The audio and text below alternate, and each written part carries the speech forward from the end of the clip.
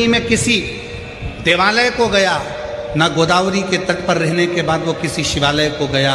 वो तो केवल गोदावरी के तट पर रहकर एक कार्य करता था, मैं गोदावरी के जल को उठाता था और किसी एक शिला पर डाला करता था। गोदावरी के जल को भरता था और एक शिला पर डाला करता था। वो ये भी नहीं जानता था कि ये शिवलिंग है कि शिला है कि कोई देवता है कि कोई देवी है कि कोई स्थान।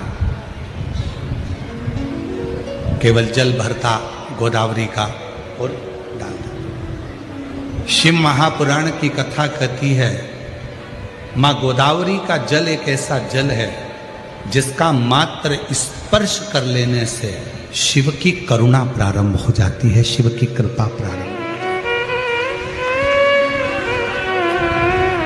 मां गोदावरी का जल एक ऐसा जल है, मां गोदावरी का जल एक ऐसा जल है जिसका स्पर्श मात्र, जब जीव केवल गोदावरी के जल का स्पर्श मात्र करता है तो शंकर की करुणा आप रूप उस पर होना प्रारंभ हो जाती है। गोदावरी के जल की करुणा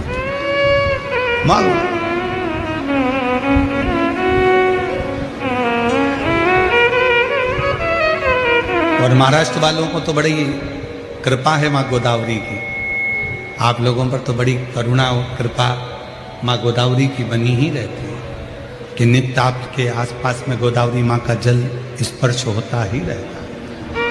आनंद पूर्व समय में, पूर्व जन्म में गोदावरी के तट पर रहते थे, गोदावरी का जल लेकर एक शिला पर डाला करते थे, गोदावरी का जल भरकर शिला पर डाला करते थे। उनके स्मरण में नहीं था कि ये शिवलिंग है, शिला है, पाषाण है, पत्थर है, क्या है। बस गोदावरी का स्पर्श होता था और वो जल समर्पित होता था।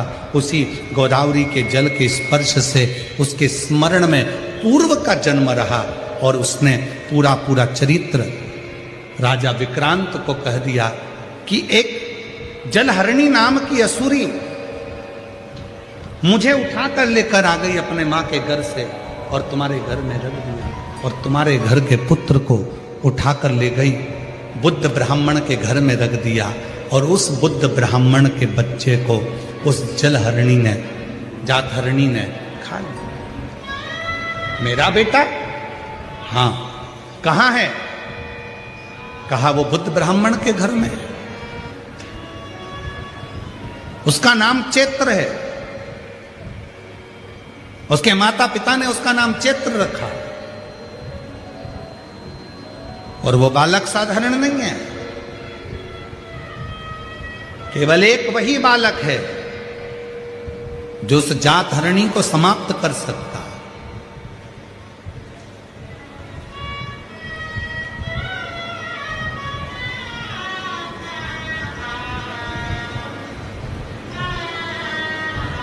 राजा विक्रांत उस बच्चे का कहना मानकर बुद्ध ब्राह्मण के घर पहुंच गए और बुद्ध ब्राह्मण के घर जाकर कहा कि महाराज ब्राह्मण देवता, आपके घर में जो पुत्र है ना वो मेरा पुत्र है, मेरा पुत्र, मैं राजा विक्रांत, मेरा बेटा आपके घर में है। बुद्ध ब्राह्मण ने कहा यदि वो आपका बेटा है तो मेरा बेटा कहाँ गया? तो कहा उसको तो जातहरणी खा गई, जातहरणी खा गई। जैसे ही अपने पिता बुद्ध ब्राह्मण को दुखी देखा तो चैत्र उठा और उठते से ही एक कुश का भाग लेकर दौड़ पड़ा उस जातहरणी को मारने के लिए। जातहरणी हाथ जोड़कर खड़ी हो गई, तुम मुझे मत मारो। जिस घर में बच्चे का जन्म होगा उस घर में यदि अग्नि का प्रवेश होगा या लोहे का कोई सामान, लोहे की कोई कील, लोहे का कोई पदार्थ, उस जन्म लेने वाली, उस जन्मे हुए बच्चे को जिस कक्ष में रखा जाएगा उस कक्ष में अगर लोहे का कोई सामान होगा या उस कक्ष में अग्नि का प्रवेश होगा तो मैं उस कक्ष में कभी प्रवेश नहीं करूँगा। उस दिन से नियम है, बच्चे को लेकर जब माँ अपने कक्ष में आती है, स्नान करती है, तो उसको बालों को सेकने के लिए अग्नि दी जाती है, धूप दी जाती है, जिससे वो जातहरणी इसके घर में प्रवेश न करे, कक्ष में प्रवेश न करे। चैत्र ने छोड़ा, जातरणी ने एक वर और मांग लिया, जब आप मुझे इतना वर दे रहे हो तो संसार में कितनी नारियां हैं, संसार में कितनी माताएं हैं। मैं जानती हूं कि मैं जातरणी हूं, मैं बच्चों को खा जाती हूं, पर संसार में ना जाने कितनी माताएं, कितनी नारियां हैं, उनका गर्भ नहीं है, उनके गर्भ से संतान नहीं, उनके गर्भस्थता नहीं। तब कहा, मैं चैत्र आज वर देता हूं, शिव की आज्ञा का मैं अनुमोदन करने वाला, शिव को भजने वाला, शंकर की स्तुति करने वाला, और जिस आनंद ने ये सारी लीला सुनाई है उसकी साक्षीकरण कर कर मैं वचन देता हूं, यदि कोई नारी, कोई स्त्री श्वेत अक्षत, श्वेत पुष्प चैत्र पूर्णिमा के दिन शिव को समर्पित करती है, उसके गर्भ से संतान जरूर होती है। वो बिना संतान के रह नहीं सकते, उसको संतान की प्राप्ति जरूर। और साधुता है पूरे आरण्य वासियों को कि वो चैत्र की पूर्णिमा, यदि आप लोग नेट पर सर्च करेंगे, गूगल पर सर्च करेंगे, तो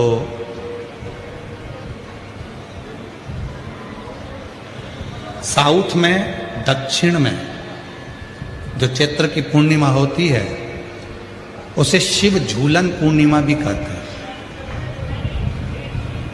दक्षिण में कल भगवान शंकर को झूले में शिवलिंग को रखकर झुलाया जाता है। कल की जो पूर्णिमा है चैत्र की, उसको शिव झूलन पूर्णिमा भी कहते हैं दक्षिण। कल हनुमान जी की जन्मोत्सव की पूर्णिमा चैत्र। संपूर्ण देशवासियों को, संपूर्ण सनातनियों को श्री हनुमान जी महाराज के प्रागट्य की बहुत बहुत बधाई हो। शिव जी का अंश स्वरूप भगवान श्री हनुमान जी महाराज प्रकट हुए कल चैत्र पूर्णिमा। जैसे बैसाख और ज्येष्ठ 2 महीने ऐसे होते हैं जिन 2 महीने के किसी भी 2 प्रदोष पर यदि अनार का पुष्प शंकर भगवान को समर्पित करा जाता है, भगवान शिव जी को अगर अनार का पुष्प समर्पित करा जाता है तो संपदा की कमी नहीं होती, कभी वैभव की कमी नहीं होती। केवल 2 महीना ऐसा होता है, एक होता है बैसाख का महीना, एक होता है ज्येष्ठ का महीना।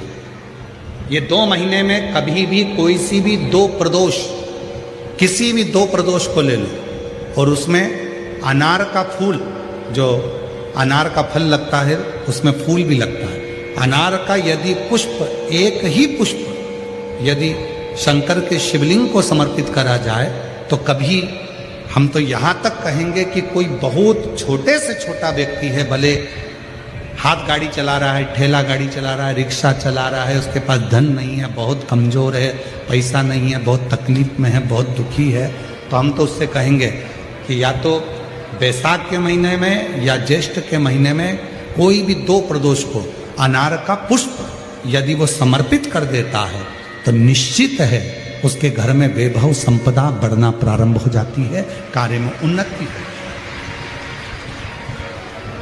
एक पत्र है, अच्छा है, देखिए।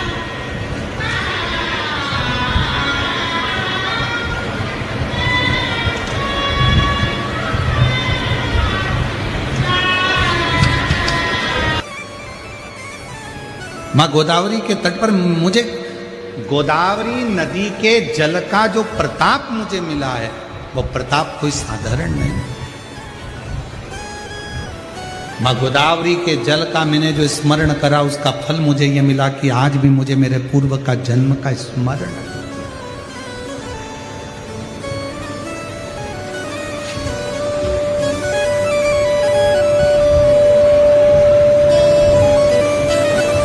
मेरे पूर्व के जन्म का मुझे आज भी स्मरण, और मैं पुनः वापिस अपनी मां बरबरणी के पास में अपने पिता अनमित्र के पास में नहीं जाऊंगा, अब मैं सीधे वन में जाऊंगा। और वही आनंद महाकाल वन में पहुंच गया। तप में डूब गया, साधना में डूब गया, शिव की इतनी भक्ति करी, इतनी भक्ति करी, इतना स्मरण किया कि बाबा देव अधिदेव महादेव ने आनंद को दर्शन, आनंद को दर्शन, और आनंद को जो दर्शन दिया, मांगो आनंद, तुमको क्या चाहिए? शिव ने पूछा। आनंद ने मना कर दिया, मुझे ये भोग और विलास की वस्तुएं नहीं, मुझे साज और श्रृंगार नहीं, मुझे कोई वस्तु नहीं, मुझे कोई सामग्री नहीं, मुझे कोई सामान नहीं। अगर देना चाहते हो तो आप जो आज मुझे दर्शन देने के लिए यहाँ आए हो, इसी स्वरूप में यहीं पर आप रह जाओ। भगवान शंकर एक शिवलिंग की आकृति में वहां विराजमान हो गए और शिव जी ने अपना खुद का नाम आनंदेश्वर महादेव रख दिया। आनंदेश्वर।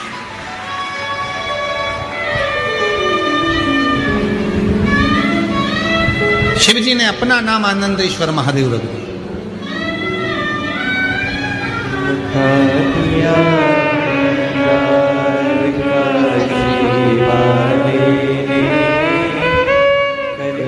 शंभू 10 वर्ष के बाद हुआ है, एक बार जोरदार ताली। प्रणाम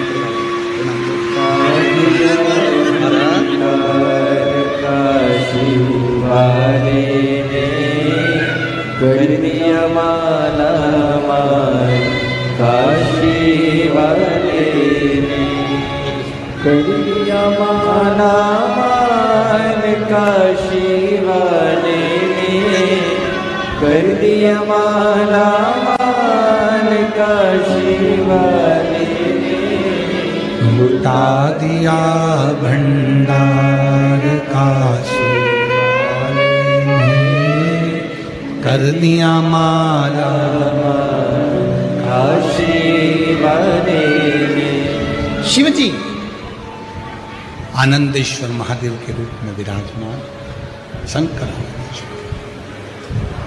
महाराज आज भी शिव महापुराण की कथा वर्णन करती है।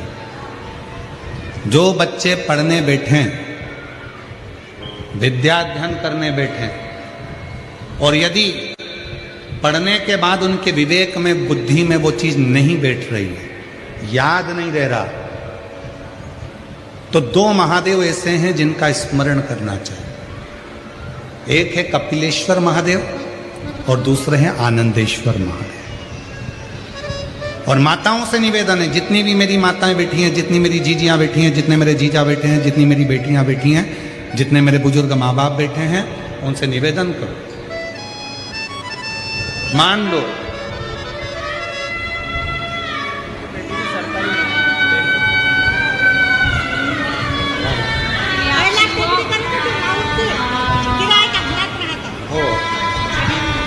अब हो गया खुद का बन गया। अब हो एक बेटे का सरकारी नौकरी लगा है। एक बार जोरदार ताली बजाकर स्वागत करें। स्मरण रहे,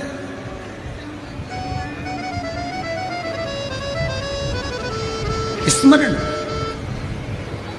प्रत्येक माता को स्मरण में रहना चाहिए। आप बच्चे से कहती हो पढ़ पढ़ पढ़ पढ़ पढ़, पढ़ता नहीं। आप उसके पीछे पड़ जाती हो, वो पढ़ता नहीं। पढ़ भी लेगा तो याद रहता नहीं, स्मरण नहीं करता। खुद बैठो। बच्चा कितना भी ट्यूशन चले जाए, कितनी भी कोचिंग चले जाए, कितने भी अच्छी कोचिंग में जाकर पढ़ ले, पर प्रत्येक घर की माता को, प्रत्येक घर के पिता को एक काम करना चाहिए, कम से कम 15 मिनट, 20 मिनट, आधा घंटा अपने बच्चों को पढ़ाने के लिए जरूर बैठना चाहिए। कई माताएं कहती हैं गुरुजी हमने ट्यूशन लगा दी, कोचिंग लगा दी। भले लगा दो, अपना बेटा है, तुम्हें नहीं आता ज्यादा पढ़ाना, फिर भी उसके पास बैठो, वो कॉपी लेकर बैठेगा, पढ़ेगा। जितनी देर बैठ सकते हो उसके पास बैठो, थोड़ा प्रखर कर, बुद्धि प्रबल कर। और हम तो यहां तक कहेंगे, जो बुजुर्ग माताएं हो जाती हैं, बूढ़े जो हो जाते हैं, बुजुर्ग हो जाते हैं, अवस्था ज्यादा हो जाती है, स्मरण शक्ति नहीं रहती, बार बार भूल जाते हैं, हाथ पैर में कंपन होने लगता है, थोड़ा थोड़ा हाथ धूजने लगता है, शरीर थोड़ा थोड़ा धूसता है, अपने आप उसके शरीर में कंपन रहता है। तो निवेदन है, एक दुर्वा शिव जी पे चढ़ाएं कपिलेश्वर महादेव के नाम से। उस दुर्वा को प्रदोष काल में, शाम का जो समय होता है, प्रदोष काल का जो समय होता है, उस समय पर उस दुर्वा को धीरे धीरे चबा चबा कर खाना प्रारंभ करें।